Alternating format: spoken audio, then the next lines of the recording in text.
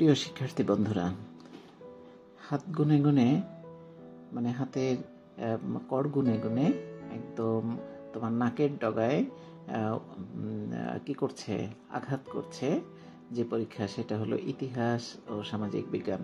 আমি নবম শ্রেণীর কথা বলছি। নবম শ্রেণীর শিক্ষার্থীদের প্রথম যে মূল্যায়নের যে প্রথম পরীক্ষাটা হবে সেটা ইতিহাস ও সামাজিক বিজ্ঞান। তো হাতে একদমই সময় নেই। তো যেহেতু সময় নেই আমাদের হাতে, সেহেতু খুব অল্প সময় আমাদের প্রিপারেশান নিতে হবে। আর প্রিপারেশান কীভাবে নিব আমি সেটা একটা ক্লিয়ার গাইডলাইন দিচ্ছি। ইতিমধ্যে বেশ কয়েকটা সাবজেক্টের তোমাদের দিয়ে দিয়েছি, তোমরা দেখেছো এবং আশা করি ভালো লেগেছে। কারণ এই ধরনের গাইডলাইন আমি ইউটিউবে প্রথম দিয়েছি। আমি দেখলাম গতদিন ঠিক একই ধারাবাহিকতায় আরও কয়েকটি ইউটিউব চ্যানেল এই ধারাবাহিকতায় তারা তাদের একটি গাইডলাইন বা সাজেশন উপস্থাপন করছে। তো আমার খুব ভালো লাগছে যে আমি এই থিঙ্কিংটা প্রথম আমি চিন্তা করেছি এবং তোমাদের দারুণ উৎসাহ পেয়েছি। তো আজকে আমি যে ক্লাসটা তোমাদের নিতে যাচ্ছি সেটা নবম শ্রেণীর ইতিহাস ও সামাজিক বিজ্ঞান বিষয়ের, যেখানে সিলেবাসে রয়েছে 1 থেকে 73 পৃষ্ঠা পর্যন্ত। তো 1 থেকে 73 পৃষ্ঠা পর্যন্ত আমরা তো একই কথা বারবার করে না বলি যে 4টা ধাপ রয়েছে, হাতে কলমে কাজের 3টা ধাপ এবং একটি লিখিত পরীক্ষা।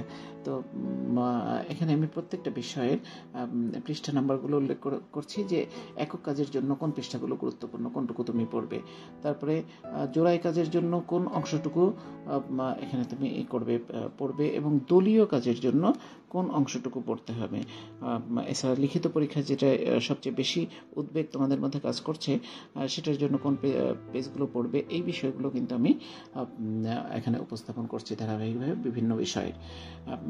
তো এখন ইতিহাস ও সামাজিক বিজ্ঞান এই বিষয়ের একক কাজের জন্য কোন পৃষ্ঠাগুলো পড়বো সেগুলো চলো দেখে নিই চট করে। পৃষ্ঠা নম্বর 8, পৃষ্ঠা নম্বর 9, পৃষ্ঠা নম্বর 13, 14, পৃষ্ঠা নম্বর 15, পৃষ্ঠা নম্বর 39, পৃষ্ঠা নম্বর 47, পৃষ্ঠা নম্বর 48, পৃষ্ঠা নম্বর 50, 51, 52, পৃষ্ঠা নম্বর 53, পৃষ্ঠা নম্বর 54, পৃষ্ঠা নম্বর 57, পৃষ্ঠা নম্বর 71, 72 এবং পৃষ্ঠা নম্বর 73। এই যে পৃষ্ঠা নাম্বারগুলোর কথা বললাম, এই পৃষ্ঠাগুলো যদি তুমি ভালো করে একটু পড়ো, ভালো করে মনোযোগ দিয়ে রিডিং পড়ো, মুখস্থ করতে হবে না। আর বারংবার আমি বলি, আমার সকল শিক্ষার্থীদেরকেই বলি যে মুখস্থ বিদ্যা খুবই ভয়ঙ্করী, এটা কোনো কাজে আসে না। শুধু পরীক্ষায় হয়তো সাময়িক সময়ের জন্য কিছু নাম্বার এনে দেয়, কিন্তু জীবনে এটা কোনোই কাজে আসে না। মুখস্থ করবে না, ভালো করে বুঝে পড়বে, তাহলে এই একক কাজের জন্য এই পৃষ্ঠাগুলোই তোমার জন্য যথেষ্ট হবে। এরপরে রয়েছে জোড়াই কাজ। জোড়াই কাজের মধ্যে কোন পৃষ্ঠাগুলো আমরা পড়বো, চলো আমরা একটু সেটা দেখে নেই। জোড়াই কাজের জন্য পড়বো পৃষ্ঠা নম্বর 12, পৃষ্ঠা নম্বর 16, পৃষ্ঠা নম্বর 20, পৃষ্ঠা নম্বর 57, পৃষ্ঠা নম্বর 64, 65, পৃষ্ঠা নম্বর 68, পৃষ্ঠা নম্বর 69, 70, পৃষ্ঠা নম্বর 71, 72 এবং পৃষ্ঠা নম্বর 73। এখানে একদম অল্প কিছু পৃষ্ঠা নম্বর রয়েছে। এই পৃষ্ঠাগুলো যদি আমি ভালো করে পড়ি তাহলে সেটা জোড়াই কাজের জন্য তোমার অনেক বেশি হেল্পফুল হবে এবং এখান থেকেই আশা করি জোড়াই কাজগুলো পেয়ে যাবে। তো এখানে একটা কথা থাকতে পারে, জোড়াই কাজ তো আমার একজন বন্ধু থাকবে, আমি না পারলেও তো সে পারবে। এমনও তো হতে পারে সেও তোমার কথা চিন্তা করছে যে আমি না পারলে আমার অপোজিট যে থাকবে সে তো পারবেই। যদি দুজনই এরকম পড়ে যায় তখন কি অবস্থাটা হবে? কাজেই তোমার চরকাটাতে তোমাকেই তেল দিয়ে রাখতে হবে, কারণ অন্য চরকাটা নাও ঘুরতে পারে। কাজেই তুমি ভালো করে পড়বে, এটা আমি তোমাদের কাছে প্রত্যাশা করি। এরপরে রয়েছে দেখো দলীয় কাজ। দলীয় কাজটা তো বোঝো যে দলীয় যে কাজগুলো সেগুলো অ্যাকচুয়ালি প্রজেক্ট। এই প্রজেক্টগুলোর জন্য তুমি কোন কোন পৃষ্ঠা ভালোভাবে প্রিপারেশন নিয়ে রাখবে। পৃষ্ঠা নম্বর 10, পৃষ্ঠা নম্বর 11, 12, পৃষ্ঠা নম্বর 25, 26, পৃষ্ঠা নম্বর 27, পৃষ্ঠা নম্বর 46, পৃষ্ঠা নম্বর 47, পৃষ্ঠা নম্বর 48, পৃষ্ঠা নম্বর 58, পৃষ্ঠা 68, 67, পৃষ্ঠা নম্বর 69, 70, পৃষ্ঠা নম্বর 71, 72 এবং পৃষ্ঠা নম্বর 73। এই পৃষ্ঠাগুলোর প্রস্তুতি তুমি যদি নিয়ে রাখো তাহলে দলীয় কাজটা তুমি খুব ভালোভাবে করতে পারবে। দলীয় কাজে আমি আমার শিক্ষার্থীদের মধ্যে দেখছি যে তাদের খুব একটা বেশি ইয়ে নাই, তারা অরি নয়, এই জন্যই তারা অরিড নয়, কারণ চিন্তা করছে যে 5-6 জন থাকবেই, আমি না পারলে তো আরও 5 জন, বাকি 5 জন পারবে। আসলে তোমার কাজটুকু তোমাকেই করতে হবে, কারণ এই কাজটাতে প্রত্যেকেরই সমান অংশগ্রহণ থাকবে। এমনও হতে পারে যে কাজটা করার পরে উপস্থাপনের দায়িত্বটা তোমার উপরেও পড়তে পারে। তুমি যদি কাজটা নাই বোঝো, এই লেখাগুলোর অর্থ নাই বোঝো, কীভাবে করেছো সেটা নাই বোঝো, তাহলে কিন্তু তুমি উপস্থাপন করতে পারবে না। তাতে তুমি একাই ডুববে না, তোমার দলটাও ডুববে, অন্যান্য শিক্ষার্থীরাও কিন্তু এখানে ক্ষতিগ্রস্ত হবে। কাজেই তুমি প্রস্তুতি নিয়ে রাখবে তোমার মতো করে, যাতে যে কোনো দলের সাথে পড়লেই তুমি দারুণভাবে শাইন করতে পারো। এরপরে রয়েছে দেখো লিখিত পরীক্ষা, যে বিষয়টা নিয়ে আমরা সবচেয়ে বেশি উদ্বিগ্ন, সেই বিষয়টাই হলো লিখিত পরীক্ষা। যে লিখিত পরীক্ষা কেমন হবে, কোত্থেকে প্রশ্ন হবে। অনেক শিক্ষকগণ বা অনেক ভিডিও চ্যানেলে আমি দেখছি প্রশ্ন দিচ্ছে যে এই প্রশ্নগুলো আসবে, আসলে প্রশ্ন দেবার সুযোগ কারোই নেই, কারণ প্রশ্ন আসবে পরীক্ষার আগের রাতে বা হয়তো পরীক্ষার শুরুর একেবারে ইমিডিয়েট আগে। কাজেই এই প্রশ্নগুলো আগে থেকে জানার কোনো সুযোগ নেই। কাজেই প্রস্তুতির জন্য তুমি সেটা পড়তে পারো, তবে ওইটাই আসবে এমন কোনো এটা ভাবার কোনো কারণ নেই। আর ওইটাকে মাথায় রেখে আমি কিন্তু আমার সাজেশনটাকে এভাবে সাজিয়েছি যে এটুকু যদি তুমি পড়ো তাহলে তুমি এই বিষয়ের জন্য কি হয়ে যাবে, পণ্ডিত হয়ে যাবে। আর যদি পণ্ডিত হয়ে যাও তখন তোমার দ্বারা কোনো কাজ পণ্ড হবে না, বরং কোনো কাজ সৃজন হবে।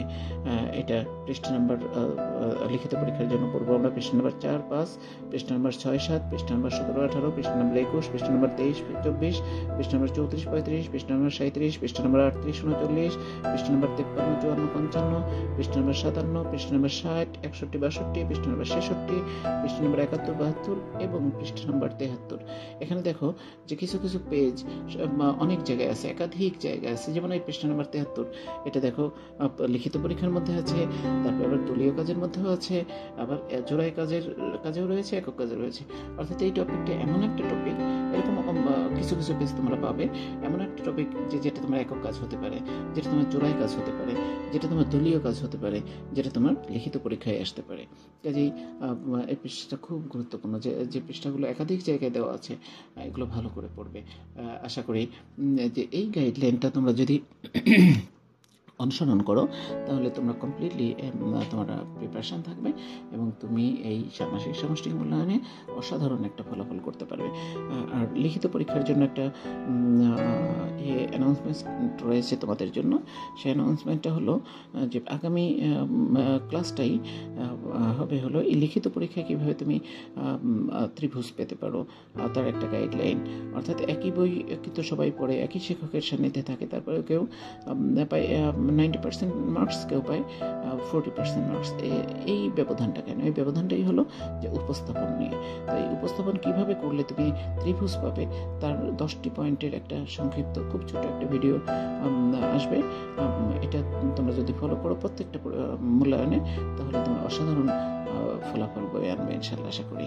তো সবাই ভালো থাকো, সুস্থ থাকো, লেখাপড়ার মধ্যে থাকো, পাঠের ভেতরে থাকো এবং কোনো প্রকার ভীতি যেন তোমার মধ্যে সঞ্চারিত না হয়।